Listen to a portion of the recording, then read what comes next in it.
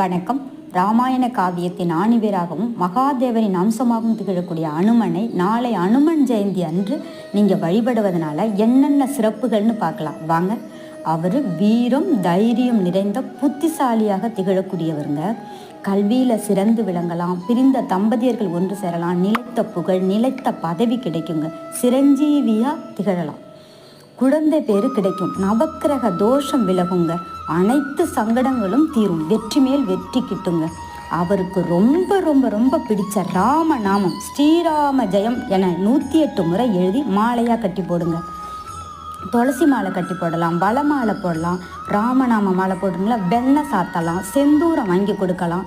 மிக முக்கியமான ஒன்றுனா சுந்தரகாண்டம் படியுங்கள், அதுவும் பக்தி சிரத்தையுடன் படியுங்கள். ஒரு தடவை ராமநாமம் உச்சரித்தால் போதுங்க, ஓடோடி வருவார் நம்மை காப்பாற்ற அனுமான். நன்றி, வணக்கம்.